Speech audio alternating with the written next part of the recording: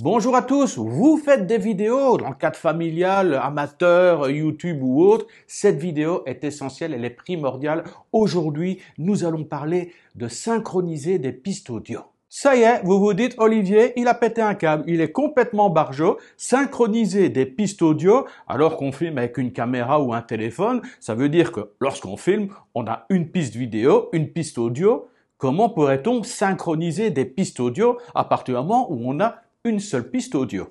Alors la synchronisation des pistes audio est tout à fait possible dès lors que vous avez un enregistreur externe audio. Alors je vais être clair tout de suite, je n'essaie pas de vous vendre le produit, d'ailleurs il n'y a aucun lien d'affiliation. Ce produit, le Zoom H1N, c'est celui que je recommande toujours. Si vous allez chercher sur Amazon, vous tapez Zoom H1N et vous le trouverez logiquement aux alentours de 80 €. Donc c'est quand même ridicule comme investissement, ridicule, surtout que on va voir tout de suite la différence de qualité entre maintenant et la désynchronisation. Top. Voilà, maintenant je parle sans la piste audio synchronisée, donc à une simple piste audio, celle que j'ai prise directement à partir du téléphone. Vous voyez, la qualité quand même n'est pas tellement désirable, n'est pas acceptable, et lorsqu'une piste audio est défectueuse, n'est pas agréable, lorsqu'il y a vous savez, les bruits de vent et des choses pareilles, mais automatiquement vous risquez de perdre jusqu'à 80% de votre audience. Alors le Zoom H1N, j'ai déjà fait un tuto là-dessus, j'ai fait même plusieurs tutos sur l'audio. Je vous mets les liens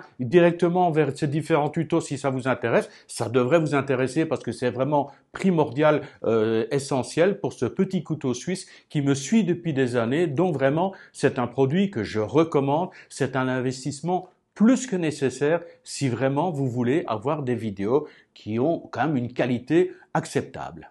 Ceci étant dit, maintenant vous voyez le problème qu'il peut y avoir. Vous avez la piste vidéo, mais vous avez deux pistes audio. Mais comment faire pour les synchroniser toutes les deux, pour qu'il n'y ait pas un décalage dans les sons, qu'il n'y ait pas un décalage entre le son et le mouvement de volet. Voilà, on va voir tout ça grâce à CapCut. Vous allez voir, c'est simple comme bonjour. C'est histoire de 2 ou 3 clics et automatiquement tout est synchronisé. Il n'y a plus qu'à laisser rouler. Allez, on ne traîne pas davantage, on fonce directement sur mon écran et puis on va voir un petit peu comment cela fonctionne. Alors nous voilà donc sur CapCut. Je vais placer, j'ai déjà ouvert un projet avec ma vidéo que j'ai tournée sur les bords du Mekong. Vous avez vu ma dernière vidéo là-dessus. Alors hop, je la glisse ici sur la piste. Donc on a bien dans les escaliers, et là dans le début de période sèche, donc ça teste. On a bien la vidéo avec la piste audio qui est intégrée. Donc c'est tiré directement de la caméra. Et voilà la piste audio que j'ai prise à partir de mon Zoom H1N et que je vais placer donc ici en dessous de ma vidéo. Maintenant, on va écouter ce que ça donne. Je mets en route. Je vais peut-être aller un peu plus loin pour qu'on entende bien.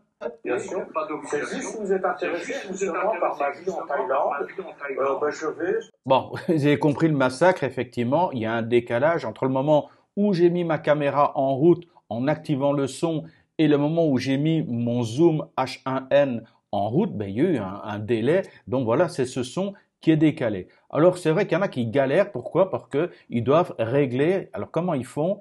Ils ajustent, regardez, ils agrandissent les pistes. Et regardez ici un peu les graphiques. On voit les courbes ici de l'audio avec les courbes de l'audio ici en bas. Et les gens essayent de glisser pour faire correspondre les courbes, retrouver la courbe ici, est-ce qu'elle correspond à cette courbe-là? Enfin bref, un micmac pas possible pour essayer de faire correspondre les courbes et que les deux sons soient parfaitement synchronisés. Eh bien, messieurs, dames, arrêtez de vous embêter avec tout ça. Vous avez les deux pistes audio, donc la piste audio ici prise directement à partir de la caméra, donc la vidéo avec le son intégré. Et ici, on a la piste du Zoom H1N. Alors, ce qu'on fait, c'est qu'on sélectionne la piste audio. Voilà, c'est sélectionné. Ensuite, je clique sur le bouton Alt de mon clavier pour sélectionner également la piste audio, la piste vidéo, pardon, avec son audio. Donc, les deux pistes ici sont sélectionnées. Une fois que les deux pistes, donc la piste vidéo, la piste audio et la deuxième piste audio sont sélectionnées, je fais un clic droit de la souris et ici, j'ai regardé synchroniser la vidéo et le son. Je sélectionne. Ah voilà, il va calculer. Oh, ça va vite, hein. 32, 42, 52, 60. Attention, messieurs, dames, il va arriver à 100%. Oui, boum, 100%. Maintenant, on vérifie, je mets en route là où j'étais. On va voir si le son correspond. Je vais sur ce nouveau compte Instagram partager de temps en temps des photos. C'est quand même magnifique. Alors, à partir du moment où les deux pistes audio sont synchronisées, ben, je peux prendre ma piste audio tirée directement depuis ma caméra parce que généralement celle-là n'est pas de bonne qualité. Donc je la mets sur 0 et je ne garde que ma piste audio ici externe prise avec le zoom H1N et je peux sélectionner la piste audio et là j'ai dans le son, voilà, puisque le son est là, j'ai le basique, je peux régler le volume, augmenter le volume ou baisser le volume si jamais ça va un peu trop fort. Et je vais en profiter pour répondre à une question qui m'a été posée par Jean-Pierre qui me demandait si c'était possible de moduler l'audio avec des images clés. Donc sur Vidéoproc, non, ce n'est pas possible sur Vidéoproc. Il n'y a pas le système d'images clés et c'est une abomination. Mais par contre, sur CapCut, c'est tout à fait possible. Donc regardez ici, vous avez le son. Il est en train d'avancer. Supposons que vous voulez baisser un peu le volume. Vous mettez une image clé ici, à cet endroit-là. Boum, l'image clé était placée. Vous avancez un tout petit peu. Vous remettez une image clé et vous dites, ben là, je veux que ça aille moins fort parce que il y a le bruit d'une cascade. Je veux couvrir, voilà, le son légèrement. Vous le descendez, par exemple, de 11 décibels. Vous avez le bruit de la cascade, et une fois que vous avez fini le bruit de la cascade, vous dites, ben, vous mettez une image clé, voilà, vous avancez un tout petit peu, et vous remettez une nouvelle image clé, et vous remettez votre audio au niveau que vous voulez. Regardez, donc ça fait, l'audio est là, ça redescend, ça reste bas, et ça remonte pour revenir au volume normal. On essaye tout de suite.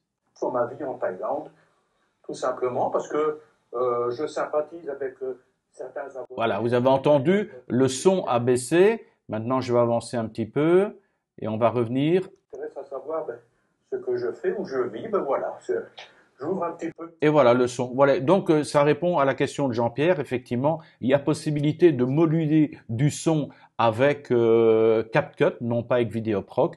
Et comme ça, j'ai fait d'une pierre deux coups. Je vous ai montré comment synchroniser deux pistes audio et comment moduler le son à partir d'images clés. Attendez, avant de se quitter, très important, je voudrais vous souhaiter à tous un joyeux Noël. Pas une bonne année, bonne santé, pas de tout ça parce que je ferai sans doute encore une ou deux vidéos avant le réveillon de la Saint-Sylvestre. Mais en tout cas, là c'est ma dernière vidéo avant Noël. Je vais me reposer un petit peu et passer du temps en famille. N'hésitez pas à contacter le petit Papa Noël. Vous lui envoyez un message et dites hey, Santa Claus, fais pas ton radin, vas-y, charge ta hotte, zoom H1N pour que je puisse faire des vidéos de qualité. Et n'oubliez pas de les voir dans la description. Je vous donne tous les liens qui vous permettent de comprendre un peu mieux comment fonctionne le zoom H1N, quel micro lui incorporer, la bonnette anti-vent, le système TRS, TRSS, enfin tout le système. Vous allez voir, tout est dans la description.